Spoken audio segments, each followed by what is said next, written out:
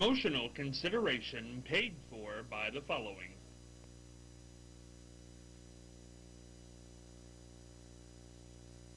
The Ohio Neck and Back Pain Relief Center, Scott M. Gray, D.C., across from the Marion Center between TSC and Kroger. For further information, dial 740-386-6580.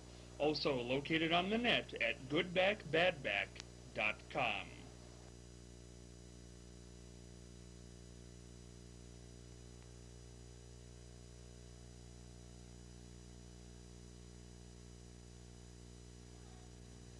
Dreiss Roofing and Contracting, LLC, located at 370 East Church Street, right here in Marion. For more information, call 740-751-9516. Specializing in roofing, siding, decks, garages, windows, pole buildings, and complete homes. For more information, again, call Dan Rice, 740-751-9516.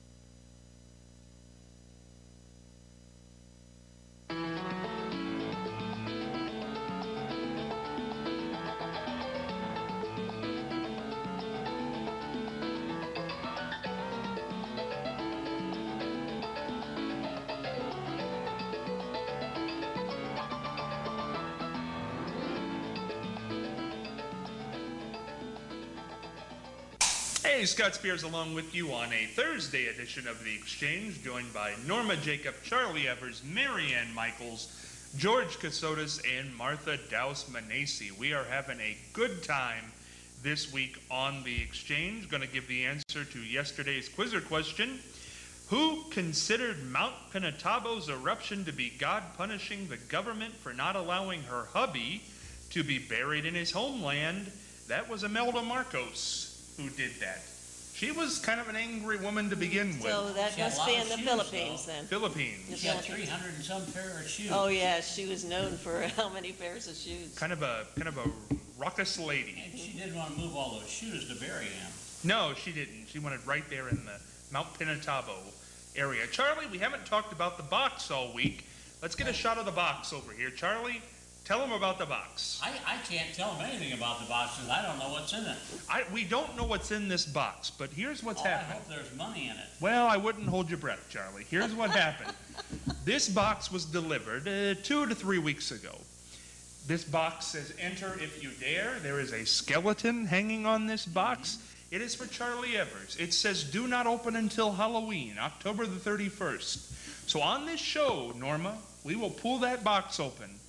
And something will come out of that box. Maybe someone, maybe something. Who knows what's in the box? Is it full of money? I doubt it. What do you think? What do you think, Norma? Charlie's going to open. On October the 31st, Halloween. I can hardly wait. What do you think, Norma? Well, I think maybe what's that? The animal? The chimpanzee? No, the Groundhog. Oh, the groundhog. It'll be a little early for you. Still sleeping. I think they'll have a stuffed groundhog. Stuffed groundhog in there. I think it's going to be the Great Pumpkin. The Great Pumpkin? I think it might be somebody coming out of there to shave Charlie's head. I've heard suspect to that. Yeah, Charlie, what do you think when that happens? That wouldn't be good. I don't want to be turned into a clothespin. Oh, boy, Charlie, you keep going after those people. They're going to come at you. Norma, have you ever met Buckeye Cluck? No, Chuck. No, this is Buckeye Cluck. Oh, Cluck. Oh, no, This is Buckeye Cluck. This came a few weeks ago. How do you do? Yeah, there you go. If you press Buckeye Cluck. Press here. Press there. Now that's entertainment value, isn't it? Oh, yes. Look at, whoa! Buckeye Cluck went down. He cut himself to death. There you go, Buckeye. But that's Buckeye Cluck. I didn't That's Charlie's newest pal. Sits up here on the desk. That's from another one of his people that he's made fun of, the bald. Charlie, what is your beef? Does it go back to childhood? You don't like people with shaved heads? I think listen, these same people would probably jump over a cliff if somebody went ahead of them. They're all imitating, what was his name, was the lollipop? Telly Savalas. Telly Savalas. Kojak. Kojak. Kojak. They're all imitating, Kojak shaved his head, so all these guys want to look like Kojak. And same with a lot of, why do men wear their caps backwards? You know, you have a bill back here, what for? We're in a strange era of people wanting to look like somebody else, like the pants that drag the people. Men don't buy pants anymore on inseam. They just buy them if they got legs on them, and they'll fold up like an accordion near their foot because they're way too long. You ever notice that? Yeah. And then there's the extreme, the ones that wear the rear of their pants on the ground. Charlie, it's all called Vogue. Vogue? You have to be in Vogue. I'm glad I'm almost 77. I don't have to worry about Vogue. Yeah, right. Well, but wasn't there something in your day, Charlie, that was in style that maybe your parents would have said, hey, what are you doing? We had ducktail haircuts. Yes. And slick back. But those guys were, they weren't humble people. That's being kind. Yeah, yes. But what else? Now that's about the biggest Well, thing it used to be you have to wear a tie. You have to wear a... At work, yes. Yeah, but that's went by the wayside. It sure has. Yeah, I don't know. I think times change. I think the sports figures just don't want to have their hair pulled. Couldn't that? I mean, is that... The original guy that wore his cap backwards was a catcher on a baseball team. Now all these guys want to be baseball catchers. Yeah. Well, that's because the face mask got in the way of the bill. That's right. You had to turn it around. That's legal.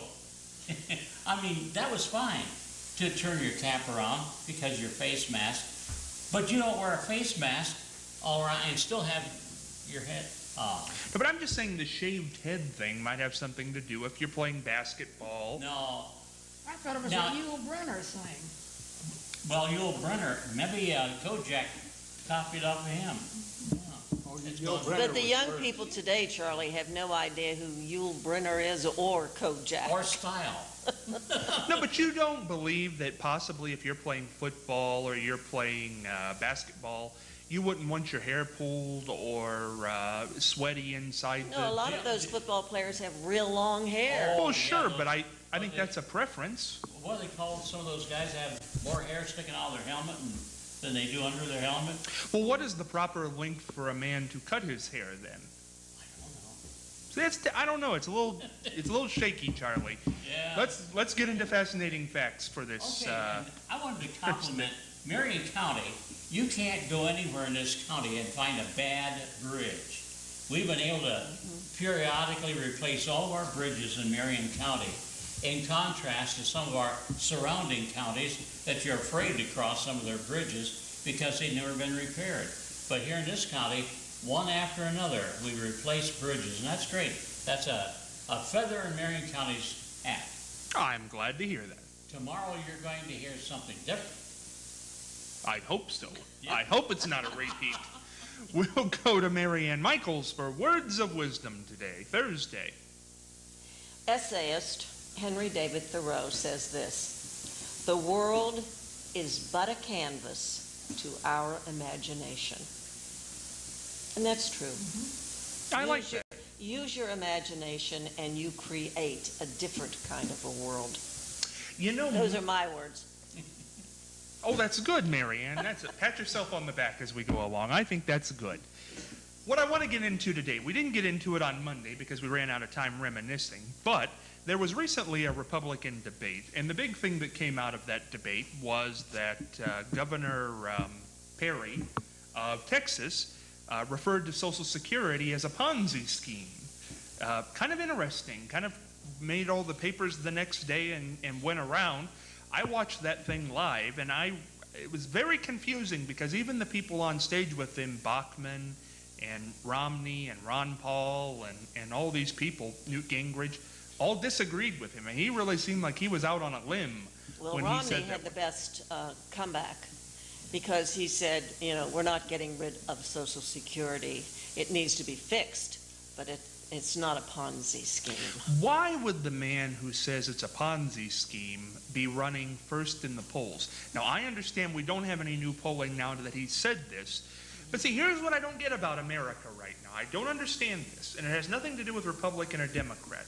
But why would a man who says Social Security is a Ponzi scheme, I've never heard, be running first in the polls. I've never heard of somebody 65 saying, don't give me the Social Security check, whether you're Republican or Democrat. I don't get that whole frame of reference. Half the people who are on welfare are voting for these people who want to abolish welfare. I mean, I don't understand that logic. What is that, Charlie? I don't know, but we can't do without Social Security. Millions of people would starve. I mean, because that's the only income many of us have. Many of us didn't have 401ks or pension programs. Now, the Ponzi scheme might have entered into that to where some people invested, you know, and their investment money was squandered, misplaced. But that's going to haunt him in the coming months. It really will, because I think even the Republicans thought that was way off base, as well as his comments about the budget person being treason. Yeah. No, being Ben Bernanke. Bernanke being treasonous. But they all said they would fire him. Romney didn't say that he was treasonous, but he said he would definitely get rid of him. Thinks Bernanke's done a bad job. George, Social Security, my goodness, to call it a Ponzi scheme when you're running for president, is that a sharp move? Oh, those comments are ridiculous. Some of those candidates that are running, especially Newt Gingrich, you know, he went on his vacation to Europe, and his people were collecting monies, or, you know, getting monies for his campaign, and he was over there spending money. So what did they do? All of his campaign, they quit. They walked out of the offices and quit. So when he comes back from his vacation, he says, elect me president because I will cut government. Everybody will quit. Well, it's interesting, George, because as I think Mary Ann has said at times, all these people who want to cut government are trying to get a job in government. So what is it doesn't make any sense.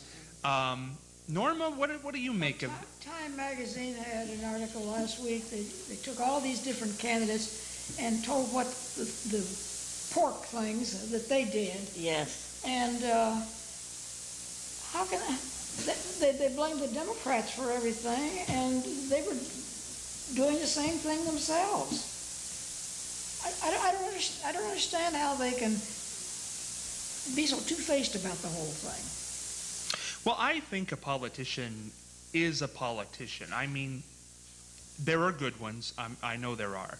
But, you know, and I like Ronald Reagan. I was alive during his presidency, and I think he should be revered.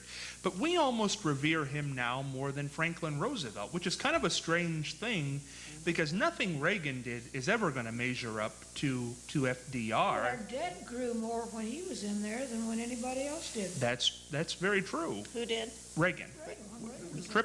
Tripled the deficit when he was president. Why is, Charlie, this is interesting, why is Reagan so revered? Well, that's what I've been wondering all along. You hear the Republicans go back to Reagan to have somebody to praise, but there's been some bushes in between. But I think they want to trim those bushes down. Never hear the Republicans saying, well, by golly, when George is president, you know, it always goes back to, that's the only person they can pick on, right? Or, you know, use as an example. Well, they certainly don't want to go back to Nixon. Or Hoover. Hoover was going to put a chicken in every pot. Well, I mean, when you think of it, and this is just fact. In every pot, well, one let's car in every garage. Yeah. Let's talk fact. If we're going to go back from now until I can remember, just from history, you've got the Bushes; those were the Republicans. Then Reagan, who they revere. Then you've got Ford, who was never elected, so nobody jumps on his bandwagon. He was just a nice guy. He was. I liked Bush 1. I really respected him. Well, then, he was a gentleman. Let me give you a quickie quiz. I wonder if anybody here can answer. What Republican president cut the taxes every year that he was in office? Reagan. Wasn't Harding, was it? Harding had a balanced budget. Bush the first. Bush 41? Bush, I no? thought it was Reagan. How about Clinton? Was it? It was Coolidge. Really? Oh. Republican. Yeah, Republican. Republican. Yeah. And what happened? We had the big depression right after Coolidge was in there. Who was it? Coolidge. Calvin You Coolidge, cannot Silent cut- You Cal. cannot cut taxes and maintain your budget. You can't do it. You've got to pay for everything that you want. It's kind of an interesting thing. We're going to continue. Martha, do you want to say something on this? I want to say something about Social Security. Go ahead. The other day, I went to the mailbox and I got a great big envelope. I opened it up and it said they want some money and my signature. Marianne, you said something about not voting for anything from Washington, D.C., didn't you, a month or so ago? No, I said that, I'm very upset with all politicians, period. Well, what That's what I should said. I do? What does it forget say? What does it say? Oh, that's an outfit that wants you to give money to Yes. back up the Social Security Jim system. Jordan. Don't do it. No. Save your money. Save your money. Well, that's what we have our representatives and our senators That's for. right. They are to represent us. Right. Well, Now, I'm somebody glad you is told wanting, me they're that. they're just wanting money to pay, they're self-promoting, I can't get along campaign. without my Social Security. Yeah, none of us I don't can. think you have to worry about it. Nobody's going to touch Social Somebody's Security. always I mean, trying that to would get be that a in the pocket. death knell for any politician. I'm sorry, because people need Social Security and they live by it. sure And do. Yeah, but Marianne, George W. Bush, and 9/11 kind of sent this in another direction, but he ran on, if we can remember, George W. ran on the idea that you could take your Social Security, it would be made available to you before 65, not to spend, but you could put it in the stock market, you could put it oh wherever yes, you but want you to. know what happens to the stock But market? people elected him on that. People want that money. It's very strange. I know, but you can't count on the stock market. But do you think if a guy like Perry ran along the same lines, saying, I'm going to let you put your money in something and it's not going to be controlled, don't you No. think people would vote for it? You don't? I don't know, but you know People are something, not- I think that, really, I don't think Perry's I going don't to know, make it. there's I think that the one from Massachusetts I just talked about. Romney. Romney. I think he is the most presidential So of do them I. all. Although I do like John Huntsman. Not a bad guy. John Huntsman, to me, has class, but he's not that well known. He's not that well known.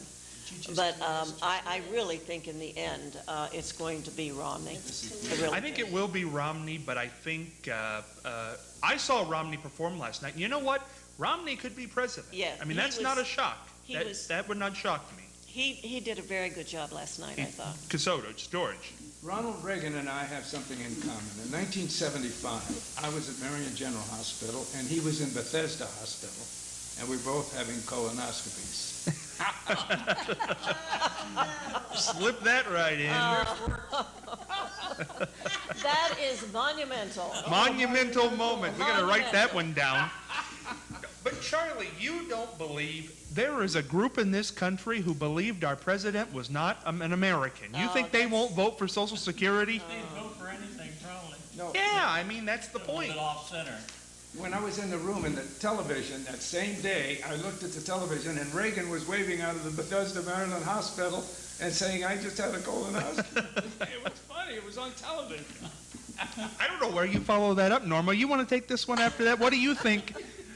I just say that there's a plenitude of ignorance out there. Yes, there is. Bravo, There's a bravo. plenitude There of is. ignorance. Right. Martha? And we're being fed a lot of I just Things. had a great-granddaughter. Her name is Reagan Louise. I'm Martha Louise. I have a daughter, Luann Louise. And her mother, Heidi Louise, had a baby, Reagan Louise. And she's named after the president. Going right down. Oh, well, there you go. I knew there was a tie-in coming there. Reagan Reagan. is a nice name, but it's also a name out of Shakespeare. But you know Is what? it really? More people have Spelled named their differently, though. kids Reagan because of Ronald Reagan. That name has Well, become why don't they prevalent. spell it that way? It's They spelled spell it differently. R-E-G-A-N. Right, right. Why don't they Oh, that. Why don't they call it R-E-A-G? How about the people that named their children Caitlin? Spelled 100 different ways. Oh, yes. Yes. C-A, yeah. The poor kids have to. Reagan. How did we Oh, get you'll from have to be a politics teacher. to names? I don't know, but we're going to do a show tomorrow because, oh, we're down to 5 minutes? My goodness, this show's just flowing right by. We're doing a show on names? Well, no, we're going to do a show tomorrow on the Tea Party, and this is why, Norma. We had the Tea Party on a couple weeks ago, and some interesting things came out of that, and I think we just should address them on the show, which we will do tomorrow, and we'll see what goes on from there. But we're going to go into the mailbag because we haven't done that, and we have time to do that here. Where is our mailbag question? See how disorganized I am over here, Norma? Even with a desk, I don't know what I'm doing. There it is. This is a good one. Oh, this is a really good one.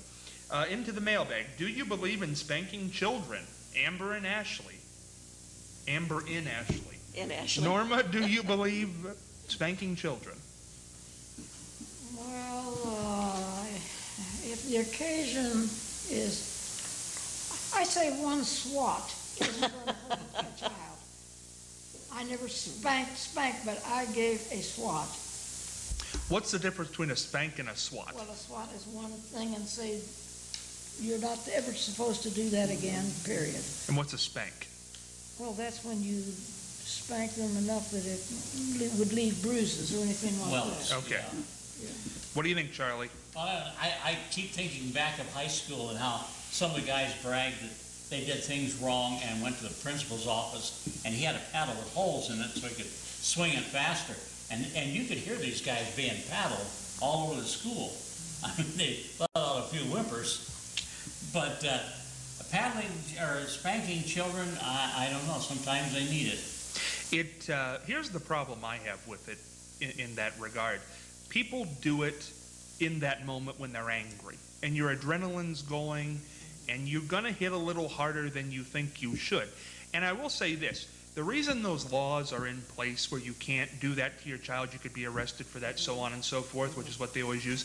The reason those laws are in place are because people did beat up their kids. So maybe you should go talk to the people who beat their kids up.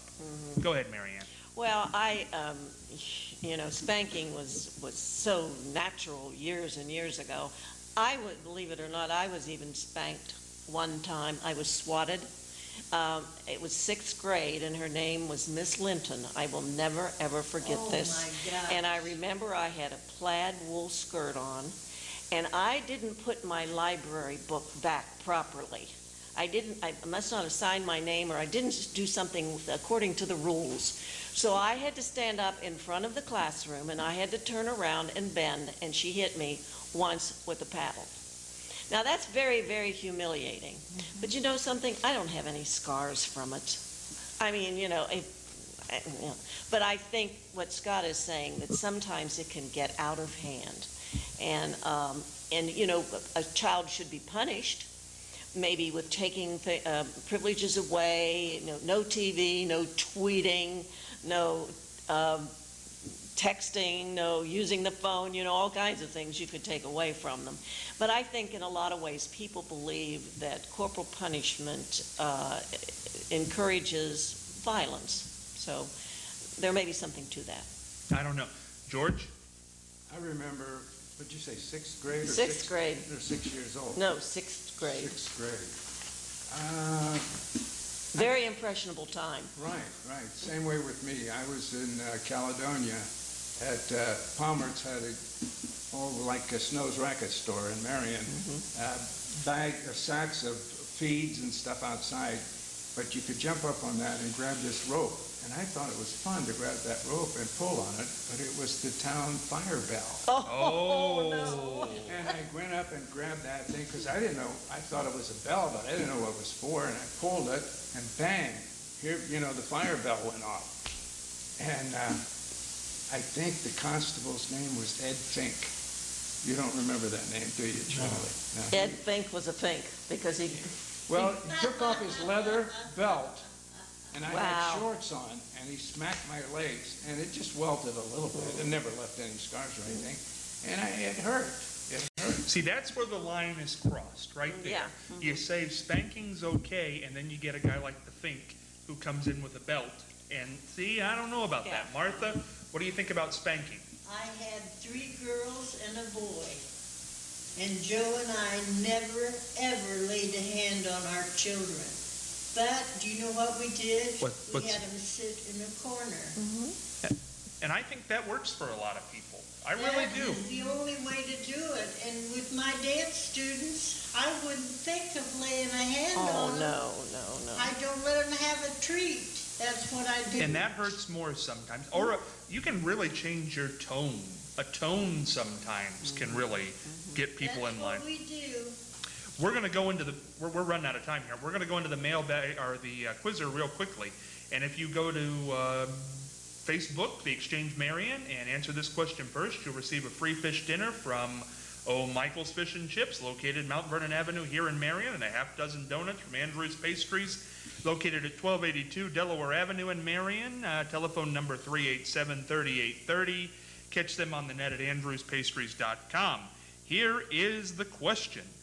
What future U.S. president once asked Billy Graham to settle an argument with his mom over whether non-Christians could go to heaven? What former U.S. president was having a debate with their mother about whether non-Christians go to heaven, so they called up Billy Graham? Martha, who did that? What president did that? I hate to say it, but I don't know. That's a tough one. Marianne, you got a guess here? Would it be one of the Bushes? One of the Bushes? Maybe the first Bush? First Bush. What do you think, George? Or maybe the second Bush. Who knows? Clinton? Clinton, could be Clinton. He was very close to his mother. Charlie? Nixon. Nixon. I never met Mrs. Nixon. Norma? Jimmy Carter. Jimmy Carter. He was close to his mother, too. We'll get the answer to that at the top of tomorrow's program. The answer, man, before we get out of here, the answer's red. What's the question? Yeah. Red. Red. What do you think, Norma? Red. Red. Red. The color red. What's his name's tennis shoes? Sonic the Hedgehog, that's right. Marianne, what do you think? What do I see when I look at today's Congress? Oh, there you go. Martha, red. What's the question? Boy, that sounds like a good answer. That's a good answer, Martha. I'm going to say the same thing as Mary Ann. Attach on. Charlie? What color does your face turn when you're embarrassed? That's a good one. That's Norma? Good, Our Charlie. national budget. In the red. You're right about that. No doubt about that. Red. What is Marianne Michael's favorite color? And we all know why, because what does red mean in feng shui, Marianne? Means you're... What is promiscuous, right? Not promiscuous. It doesn't mean that. It just has sexual undertones. There you go. And that's Marianne's favorite color, and we all... the sexual undertone cover. We'll catch you on Friday talking about the Tea Party. You won't want to miss that.